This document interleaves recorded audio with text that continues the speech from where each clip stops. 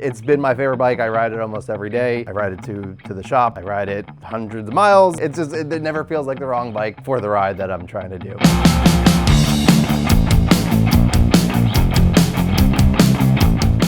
Hey, so I'm Andrew from Party Size Cycling. We're a new bike shop here in Clinton, New Jersey, and I'm talking about my semi-custom Wilde Earth Ship in titanium today. This is a bike I got about 2 years ago, and I think it's the best bike I've ever ridden. I really love it. When I first approached Wilde about doing this bike, doing titanium, obviously with my size, there was some concerns about titanium can sort of twist and have some issues there.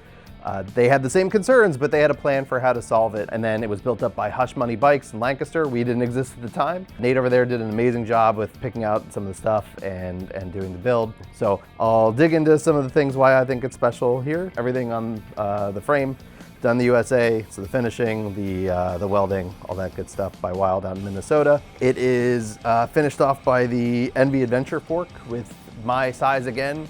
I had actually never had a carbon component of any sort on my bike. This is my first one. I was a little bit worried. Envy claims there is no weight limit on this fork, so I was able to do that. The wheels on this were also a concern as a bigger rider, so we went with White Industries hubs with 36 spokes laced to a Astral Outback. It's an asymmetrical wheel, which adds a lot of strength without adding a lot of weight, which was good. So this has been one of the best wheel sets that I've ever had the privilege of riding, and I've recommended it to any other larger rider. It's a little spendy, but it's worth it. It's, you know, it's really what larger riders deal with, probably the most failure with on a bike. The group set is a SRAM Giant Eagle 12-speed drivetrain. We have some EE wing cranks and a wolf tooth oval chainring. This has been great. I like the oval. You don't really notice it a lot unless you're climbing. To run that, we have, unfortunately, SRAM does not like to make mechanical disc brake levers with axis. So we got one of the last sets. Unfortunately, I had to spend the money for red levers, which I did not need, but it was the only way to make it work. To the Paul clampers, which I think are the best brakes out there. And we had already gotten Paul to agree to custom anodize the little adjuster wheel. So we couldn't give up on that, so we had to make it work. And Nate knocked it out of the park again and got that to happen for us. While we're up in the cockpit area, I just have a normal Salsa cowbell 42, 40, or maybe 44, I forget, drop bar. I use the Koros Dura head unit. I think when I did Mid-South with the Wahoo, it had ran out of battery on me, and I didn't want that to happen again when I'm doing longer rides. So the Dura boasts a really long battery life, and I've been able to get 50 hours of continuous use off a single charge with it. I can't recommend this enough to people that are out there all day doing rides. Along with that, we have our Party Size Cycling stem bag that we had made this year as part of our premium membership program for our cycling club. This was made by Wampy, which is a company in Colorado that does custom bags. And then I know this is a hot topic here.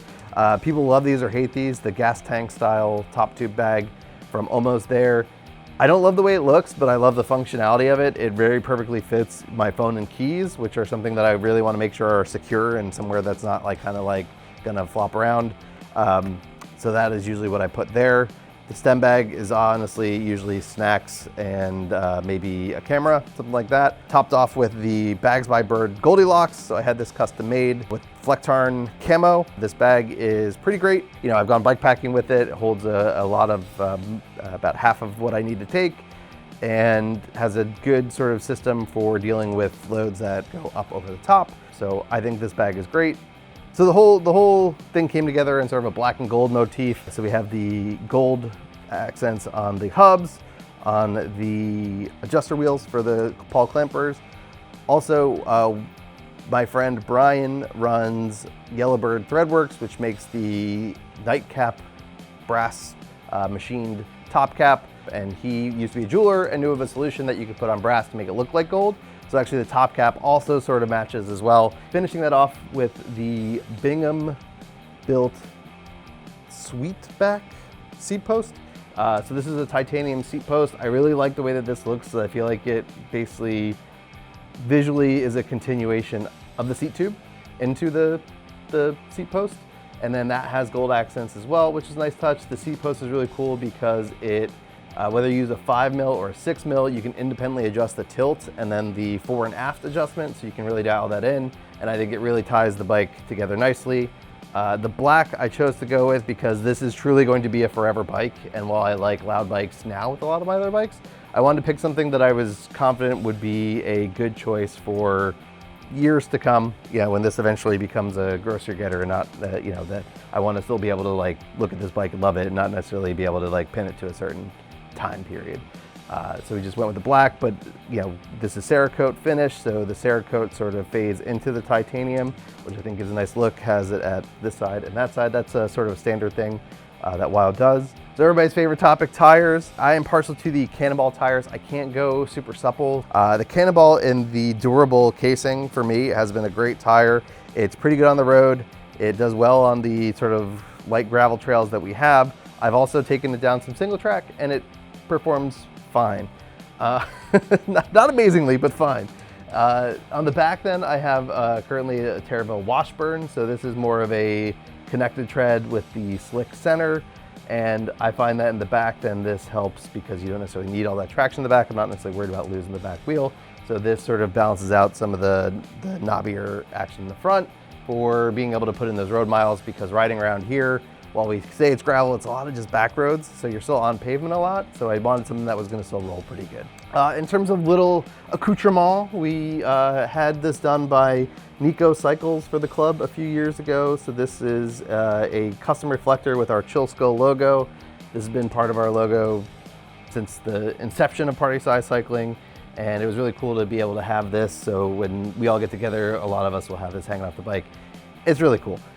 So we also then carried that over into our new water bottle. I am a big fan of 80s road cycling, and we wanted to do a rip on the La Vie Claire jersey, so we did that for a water bottle with the Mondrian style sort of aesthetic, with then the Chill Skull poking out of there. Also got to rep the homies over at Gunk's Not Dead. This is their water bottle that they did with Fat Tire for that event this spring. Great event. If you haven't checked it out, please check it out. It's very small, intimate. It feels like a sort of a smaller version of a Nutmeg, more intimate. You really make a lot of good friends there.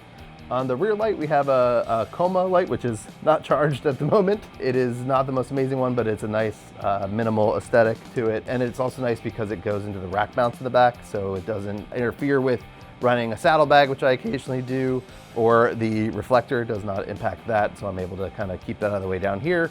So again, I personally think that Wilde is the best bike brand out there. That's why I chose them for my sort of ideal like dream build.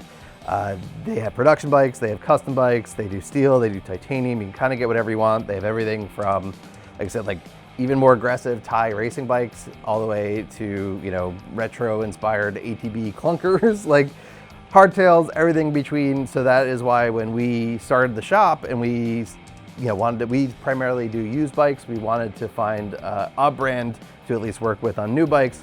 Wilde was the immediate choice because it gave us such a breadth of bikes to choose from that are all really quality. It gave us the option to get people custom bikes and to do some really interesting things with them. And it was sort of a no-brainer to be able to get that much out of just partnering with one brand. So if you would like a bike, your own dream bike, your own wildest dream bike, we can make that happen for you. Just get in touch, and we love to make that happen.